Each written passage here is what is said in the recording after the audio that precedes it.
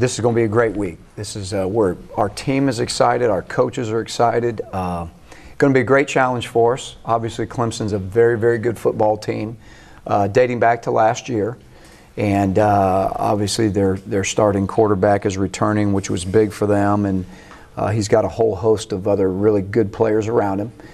Defensively, they're very, very physical, as kind of has been the nature of Clemson over the years defensively.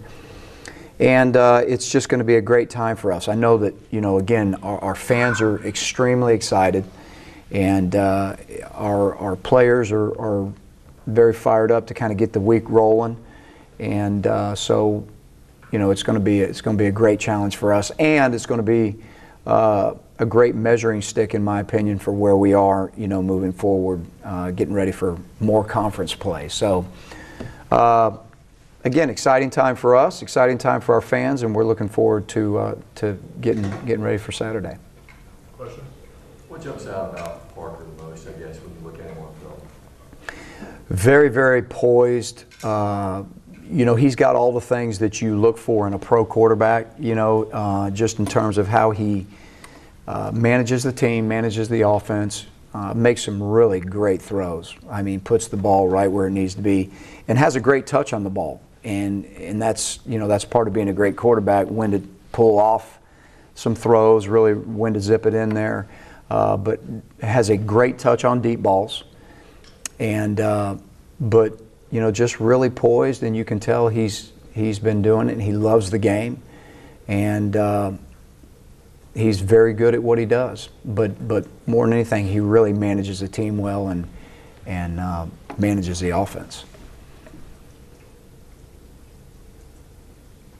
Gene, I know it was a long time ago, but when you first got to Clemson, how did you get that position? Because I have to imagine for a young coach starting out, that was a pretty plum gig for your first college assistant or graduate assistant. Mm-hmm. It was. Also, how did that shape your view of coaching and coaching defense going forward through the rest of your career?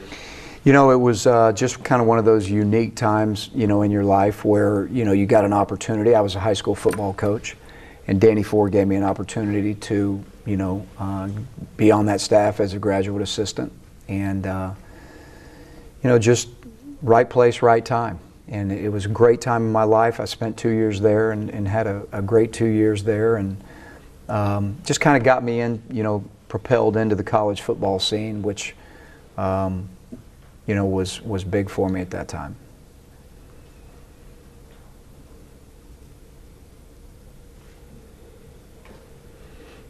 Anything new on Zimba, Fanning? Nothing new. Nothing new. We're going to get them out there today and let them run around and see how they, work out. But again, I don't think the status has changed. Day by day, we'll, keep close tabs on, how they're doing and what progress they're making. You mentioned you've been impressed with Michael and his running. What's impressed you the most about the way he's transitioned smoothly into college? Just watching him, get used to carrying the football, on game day, in traffic, protecting the ball, just kind of letting his natural ability take over. He doesn't look tight. He doesn't look, uptight, I should say, or nervous of in any sort or way. He just kind of has run really natural. And then again, as I said earlier, we put him in the game, when the game was on the line the other night in a huge game, and we trusted him with the football in his hands and to, get north and south with the ball and get his first downs, and he did that. And he's just, I guess, really assumed his role really well up to this point, and that's been impressive to me. So do you see his role expanding? Well, I think circumstances in the game will dictate that, but we certainly feel confident enough for that to happen. And that's the thing that's been great. He's been very humble. He wants to run the football. That's what that's what running backs want to do. But he also has, up to this point, has understood his role. So he's ready for his role to expand. There's no question about it. And us as coaches believe in him and trust in him that if that's what his role becomes this week, then he can handle it.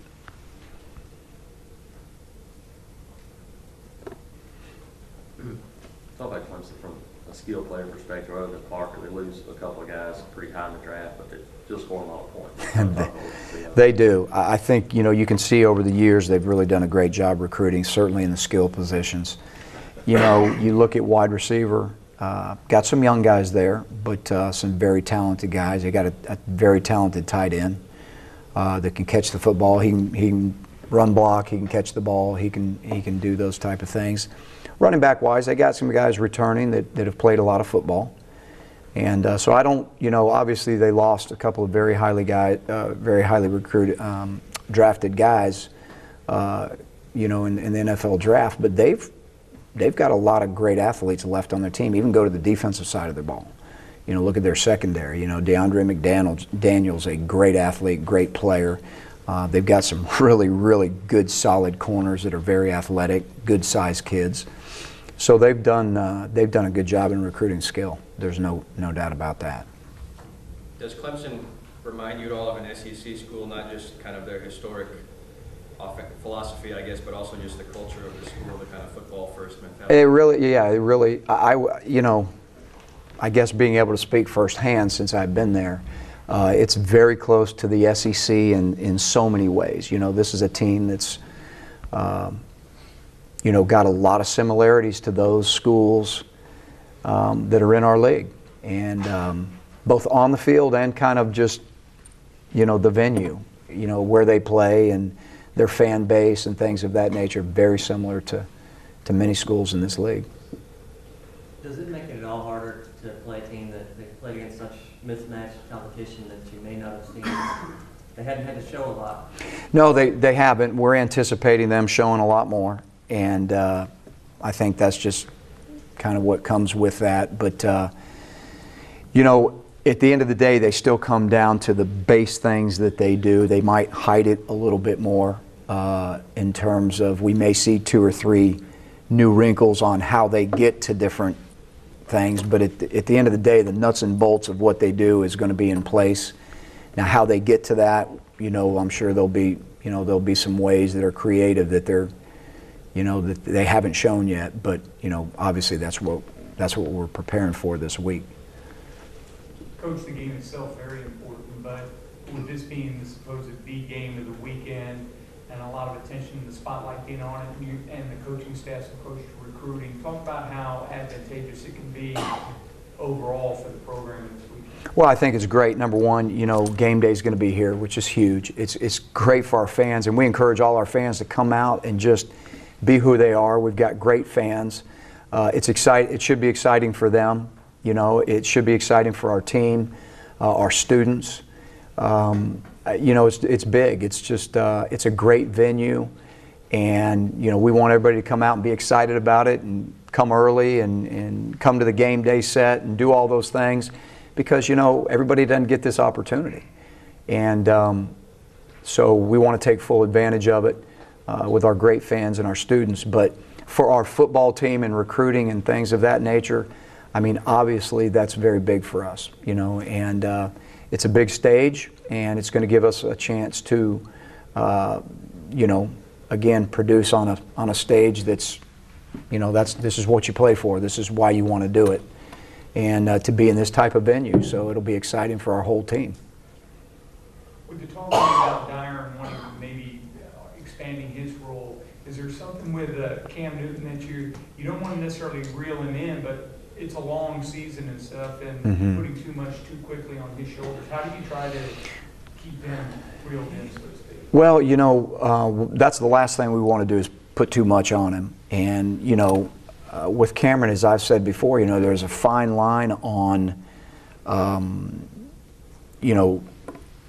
him being creative and, trying to take any of that away from him. We certainly don't want to do that, because he is going to be able to make things happen out of potentially negative plays. And so he's, that's who he is as a quarterback. But certainly we want to be smart and, how much he gets the ball and things of that nature, because again, it's a long season. So ongoing discussions, ongoing discussions, and rightly so. But again, he's got to be him. and he's got to do what comes natural to him, as long as again that it protects the ball and doesn't put our offense in any type of jeopardy, and that's what we look at. How big was it for him to go on the road and get a victory in that first road start, though? How much do you think that can propel him? I think it's big. I mean, it's big for him, Jason, but I mean, it's big for our whole team. But as the starting quarterback to go on the road and win a tough road game and really play, and manage the game well. Certainly at the end when, we had to get first downs and we had to eat some clock and we had to do the things that we had to do to win. I think that was big for him in terms of confidence, but for our whole team in general as well, I think. When you looked at the game tape, how did Brandon Mosley do in that situation? What did you see that you liked out of him? The circumstances being what they were, I thought he came in and helped our football team win. Obviously, he's like every player. You'd like to see him play, much better. But, he didn't flinch, and that's what I really love about the kid. He didn't flinch. He came in there. He had a job to do, and he ended up playing a lot of football that night. And we won the game. I mean, at the end of the day, that's really what you look at. And, for him, it was big to be able to get in the game and be able to help our team win as well. So very proud of him, but we know that he's, if he gets in that situation again right now, he's going to have to play much better to help us win. It's early in the season, but how big or important is maybe an extra few days of practice leading up to the Clemson game? Well, all the practice you can get is important. I mean, any extra practice that you have is big. But we're back into regular normal game week, and the potential time that our guys had to watch film on their own and do some things to prepare in advance obviously is big. But but this is game week, so we're kind of back on schedule now, and it'll unfold just like any other game week. Coach, what are some of the improvements that you've seen Cam make since Thursday's game at Mississippi State in terms of reading tougher defenses, things like that? We really haven't. We've had a lot of meetings and we've had a practice, but I fully expect him to improve every game.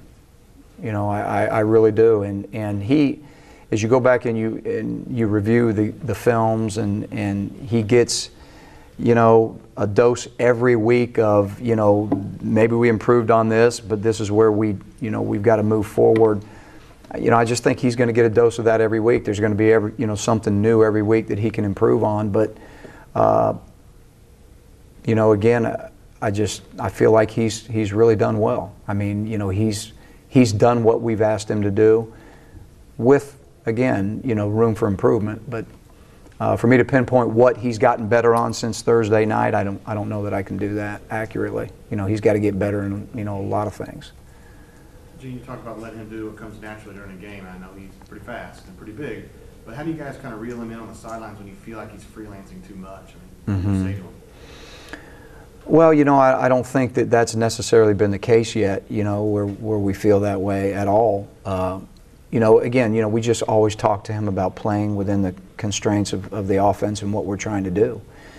As long as, something's not there and he's improvising and protecting the ball and not jeopardizing the offense and jeopardizing our chance of losing the ball. Again, you got to let him be who he is. Now, obviously, if we're throwing the football and his progression is 1, 2, and 3, and he's not doing that, that's one thing. But when you're feeling pressure and you don't have time to go through that progression, that's another. And then you got to do what you got to do. So, he's been really good about that so far. There hasn't been issues where we have to say, hey, look, you need to do more of this or more of that. I think everything falls within the offense and what we're trying to get him to do, with his reads and things of that nature. But that really hasn't been the case.